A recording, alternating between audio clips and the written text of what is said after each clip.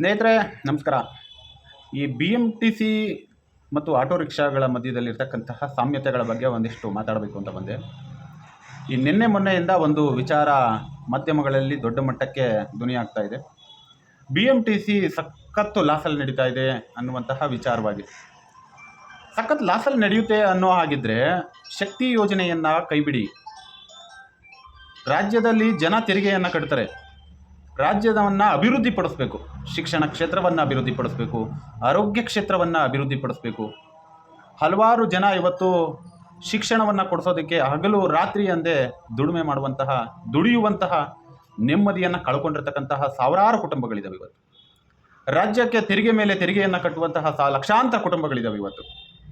ಆರೋಗ್ಯ ಕ್ಷೇತ್ರದಲ್ಲಿ ಸರಿಯಾದ ರೀತಿಯಲ್ಲಿ ಚಿಕಿತ್ಸೆಗಳು ಸಿಗದೆ ಸರ್ಕಾರಿ ಹಾಸ್ಪಿಟಲ್ಗಳಿಗೆ ಹೋಗಿ ಒಳ್ಳೆ ಉತ್ತಮವಾದ ಚಿಕಿತ್ಸೆಯನ್ನು ತೆಗೆದುಕೊಳ್ಳೋದಕ್ಕಿಂತ ಇರುವಂತಹ ಆಸ್ತಿಯನ್ನು ಮಾರಿ ಖಾಸಗಿ ಹಾಸ್ಪಿಟಲ್ಗಳಲ್ಲಿ ಒಂದು ಚಿಕಿತ್ಸೆಯನ್ನು ತೆಗೆದುಕೊಳ್ಳುವಂತಹ ವ್ಯವಸ್ಥೆಗಳನ್ನ ರೂಪಿಸಿದ್ದೀರ ಸರ್ಕಾರಗಳು.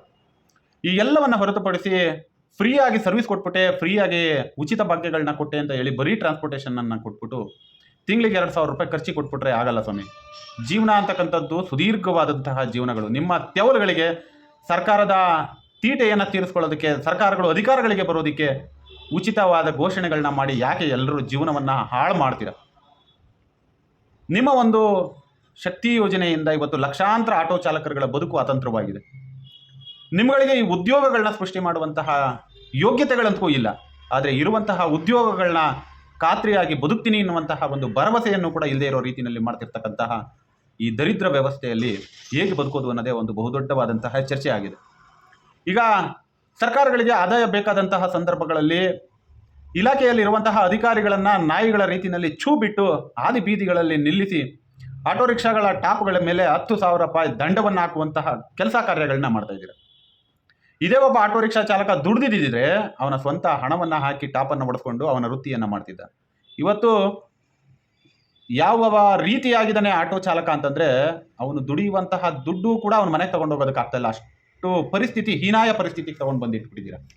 ಒಂದು ಕಡೆ ಖಾಸಗಿ ಕಂಪನಿಗಳಿಂದ ಅತಿ ಹೆಚ್ಚಿನ ಹೊಡೆತವನ್ನು ಕೊಡ್ತಾ ಇದ್ದರೆ, ಇನ್ನೊಂದು ಕಡೆ LPG ಆಗ್ಬೋದು, CNG ಆಗ್ಬೋದು ದರವನ್ನು ಏರಿಳಿತವನ್ನು ಮಾಡ್ತಿರ್ತಕ್ಕಂತಹ ತಾವುಗಳು 56 ರೂಪಾಯಿ ಇದ್ದಾಗಲೂ ಕೂಡ ಅದೇ ರೇಟಿಗೆ ಸೇವೆಯನ್ನು ಕೊಡಬೇಕು, 95 ರೂಪಾಯಿ ಆದರೂ ಕೂಡ ಅದೇ ರೇಟಿಗೆ ಸೇವೆಯನ್ನು ಕೊಡಬೇಕು ಅಂತ ತಮ್ಮ ಇಬ್ಬಗೆ ನೀತಿಯನ್ನು ಮೊದಲು ಬದಲಾವಣೆ ಮಾಡ್ಕೊಳ್ಳಿ.